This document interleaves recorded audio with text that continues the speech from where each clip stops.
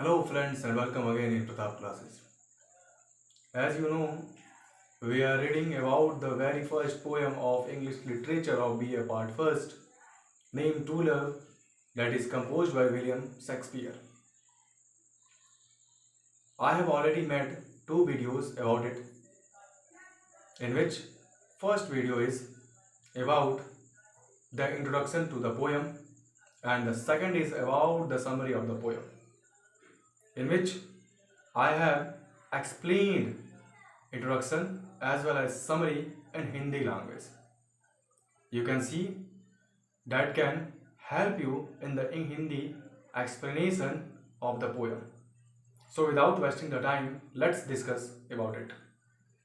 जैसा कि आप जानते हैं, हम बीए पार्ट फर्स्ट के इंग्लिश लिटरेचर सब्जेक्ट के इंग्लिश पोएट्री बुक में सबसे पहला पोएट्री दिया है जिसका नाम ट्रू लव है और ये विलियम शेक्सपियर के द्वारा लिखा गया है।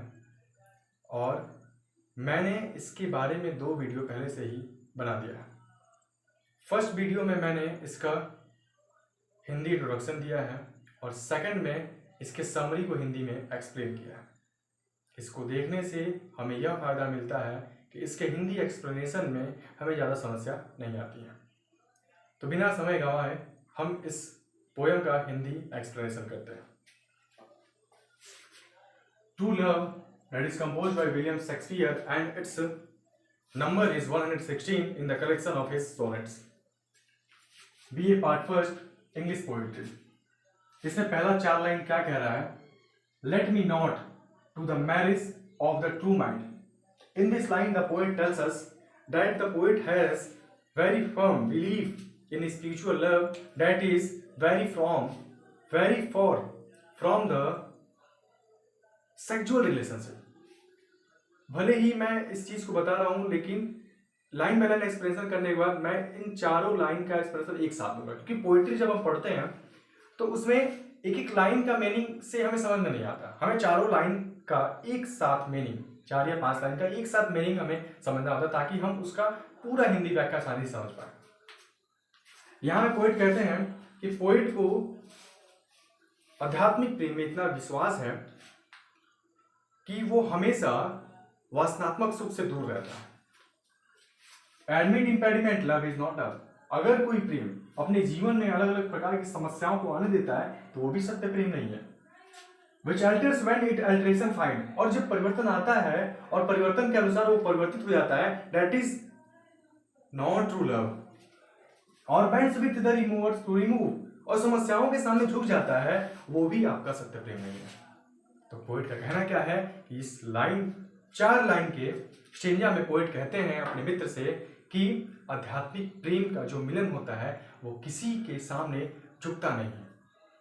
आध्यात्मिक प्रेम के मिलन के सामने हमारे रूढ़िवादी समाज के द्वारा जो अलग अलग प्रकार की समस्याओं को क्रिएट किया जाता है, जैसे कि जाति, धर्म, पंथ, रंग, विचार, इन सारे चीजों के सामने वो कभी नहीं झुकता। उनका मिलन तय होता है एट एनी रेट। वो जो हमारा आध्यात्मिक प्रेम होता है वो समाज के द्वारा बनाए गए समस्याओं का हमेशा समाधान ढूंढता है, ना कि उसके सामने झुक जाता है। हमारा इस पोयम में पोइट एक और बात कहते हैं कि जो आध्यात्मिक प्रेम होता है वो वासनात्मक सुख नहीं देखता, वो किसी के फिजिक पे अट्रैक्ट नहीं होता, किसी के फिजिक का यूज करके वो खत्म नहीं होता। और ये सारी बातें पोइट हमें ट्रू लव के बारे में बताते हैं, जो कि अभी के लोकेलिटी में कहीं देखने को नहीं मिलती। आजकल कहीं ना कहीं हम फिजिक की तरफ ही बहुत ज़्यादा अट्रैक्ट रहते हैं।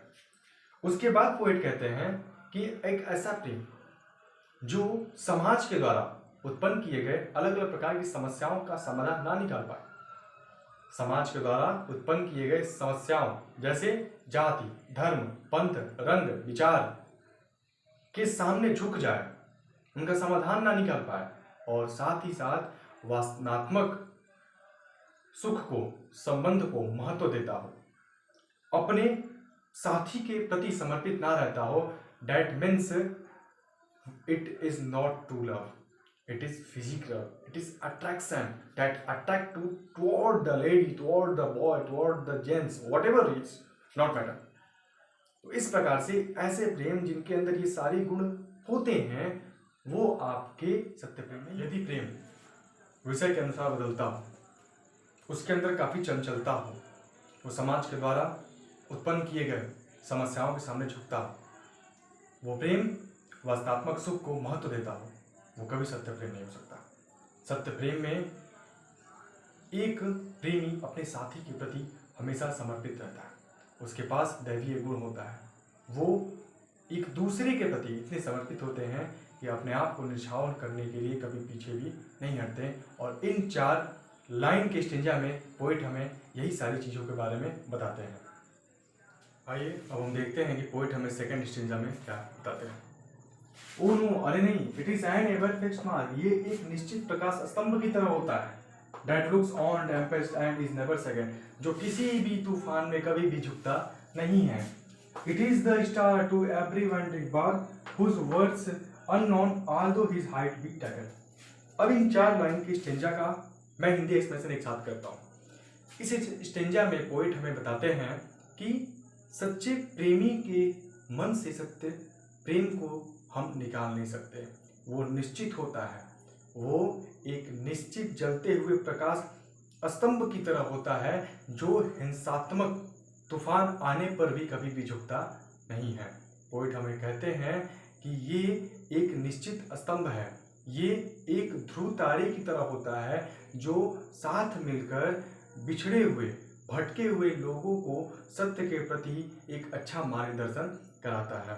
सत्य प्रेम की गहराई के बारे में भी पोइट कहते हैं कि जिस प्रकार से हम ध्रुव तारे की ऊंचाई को तो ज्ञात कर चुके हैं, लेकिन उसके वास्तविक ज्ञान को अभी भी हम नहीं जानते, ठीक उसी प्रकार सत्य प्रेम जो होता है उसकी गहराई इतनी अथाह है कि पोइट के पास ऐसे कोई शब्द नहीं है, ऐसे कोई वाक्य नहीं है जिसकी सहायता से वो सत्य प्रेम के बारे में व्याख्या कर सके। इस प्रकार से पोइट कहते हैं कि सत्य प्रेम जो कि बहुत गहरा है और इसके बारे में सही तरीके से जानना हमारे लिए मुमकिन नहीं है। अब आइए हम देखते हैं थर्ड स्टेंजा में पोइट हमें क्या बताते हैं। Love's not times full, thou rosy lips and cheeks, within his bending sickles, campos come. Love alters not with his brief hours and weeks, but wears it out even to the ease of doom. अब यहाँ poet हमें कहते हैं कि सत्य प्रेम एक ऐसी चीज है जो समय के द्वारा समाप्त नहीं होता। अर्थात पोइट कहते हैं कि समय का चक्र इतने तेजी से चलता है कि वो अपने रास्ते में आने वाले हर एक चीज को कुचल देता है, लेकिन वो समय का चक्र भी सत्य प्रेम को छूता तक नहीं है। समय के साथ हमारा जो फिजिकली अट्रैक्शन होता है, समय उन लाल लाल गालों को, गुलाबी ओठों को या फिर जो भी शारीरिक है उसको बदल देता है, लेकिन ये समय कभी भी प्रेम को नहीं छू पाता। कारण कहने का मतलब ये है कि अगर हम फिजिकली लव में हैं तो जैसे जैसे समय आपके फिजिक को बुढ़ापे की ओर ले जाएगा, वैसे वैसा हमारा प्रेम आपके प्रति कम होता चला जाएगा। लेकिन जो आध्यात्मिक प्रेम होता है ये कभी भी समय के अनुसार बदलता नहीं है।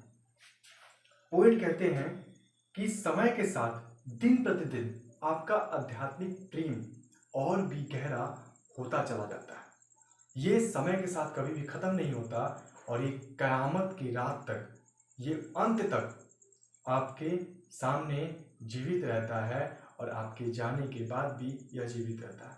इस प्रकार से पोइट ने हमें स्पिरिचुअल लव के इन गुणों के बारे में बताया है। पोइट हमें बताते हैं क्या, if this be error and upon me proved, I never write nor no man ever loved, William Shakespeare. अब पोइट हमें कहते हैं कि जो कुछ भी उन्होंने बताया आध्यात्मिक प्रेम और सत्य प्रेम के बीच का अंतर, आध्यात्मिक प्रेम किस प्रकार से हर एक समस्याओं को झेलता है उसका समाधान निकालता है और शारीरिक प्रेम उस समस्याओं से दूर भागता है। किस प्रकार से आध्यात्मिक प्रेमियों के पास एक दैवीय गुण होता है और शारीरिक के पास ऐसा कुछ नहीं होता। किस प्रकार से पोएट बताए हैं, ये एक निश्चित प्रकाश स्तंभ की तरह होता है जो भटके हुए लोगों को एक अच्छा मार्गदर्शन कराता है। और वहीं पे शारीरिक प्रेम में ऐसा कुछ नहीं पाया जाता। यहाँ तक कि वो ये भी कहते हैं ये उस ध्रुव तारे की तरह होता है जो भटके हुए लोगों को अच्छा मार्गदर्शन कराता है। इसके पास एक साहस होता है जो कि एक दूसरे के प्रति ये हमेशा समर्पित रहते हैं, एक दूसरे के प्रति जान निछावर करने के लिए हमेशा तैयार रहते हैं। और पोएट ऐसा कहते हैं कि अगर मैंने जो कुछ भी लिखा है कोई इस बात को प्रूव कर दे कि मैंने जो कुछ भी लिखा है वो गलत है, तो मैं लिखना छोड़ दूंगा और मैं उस दिन समझ जाऊंगा कि इस दुनिया में कोई भी सच्चा प्रेम नहीं किया है। ये दावा कवि का है। तो इस प्रकार से ये पोयम पूरे अच्छे तरीके से हिंदी में एक्सप्लेन हो चुका है।